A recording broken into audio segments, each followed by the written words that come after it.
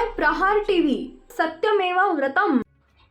केंद्र सरकारनं संसदेत महिला आरक्षण विधेयक मांडले, मात्र याला जोरदार विरोध झाला। केंद्र सरकारनं महिला आरक्षण म्हणजेच नारी शक्ती वंदन विधेयक मांडले, मात्र हे विधेयक 2/3 बहुमत नसल्यामुळे पडले।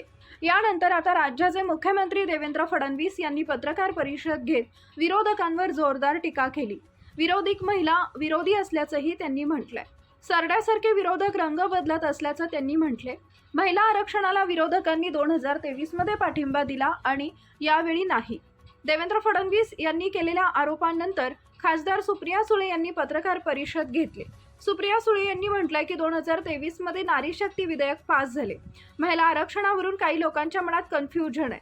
2024च्या लोकसभेत आरक्षण लागू होण्याची अपेक्षा होती। 2023 मध्ये पास झालेल्या बिलावर चर्चा कशी? कारण हे बिल महिला आरक्षणाचे बिल नव्हतेच।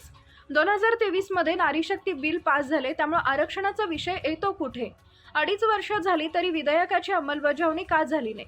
मुख्यमंत्री लोकसभेत नव्हते, ते राज्यात होते, त्यामुळे त्यांना लोकसभेत झालेल्या चर्चेची माहिती नाही। सरकारने जातीय जनगणनेसाठी पैसे दिले नाहीत, हे मी वारंवार भारत सरकारच्या बजेटच्या भाषणात बोलले।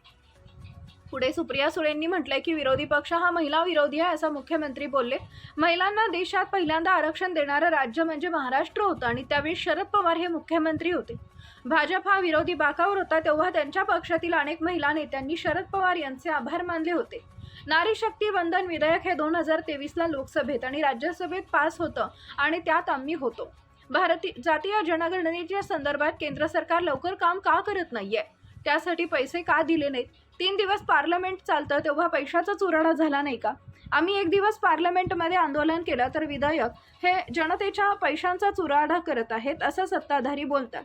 मात्र सध्या राज्यात महिला या सुरक्षित आहेत का, यावर त्यांनी बोलावं ना। डिमिलिटेशन आणि महिला आरक्षणाचा संबंध काय आहे? 543 महिला आरक्षण द्या, आम्ही त्यांचा विरोध कधीच करणार नाहीये। अनेक देशात सध्या अराजकता माजली आहे आणि त्यात तुम्ही हा विधेयक का आणला? महिला आरक्षणाला आमचा विरोध नाहीच आहे। मुख्यमंत्री देवेंद्र फडणवीस यांच्यासोबत या विषयाच्या संदर्भात डिबेट करायला मी तयार आहे आणि त्यांनी जी जागा सांगावी आणि वेळ सांगावी। भाजप जर महिला आरक्षणाच्या संदर्भात आंदोलन करायला तयार असेल तर स्वागत आहे ना, ही लोकशाही आहे, त्यामुळे करू द्या। जो मुद्दा नाही त्याला मुद्दा बनवण्याचा प्रयत्न हा भाजप करतोय। पुण्यात पाहिजे तसं भाजपनं वॉर्ड रचना केली आहे आणि त्यावेळेस राष्ट्रवादी काँग्रेस अजित पवार यांच्या नेत्यांनी आक्षेप घेतला होता।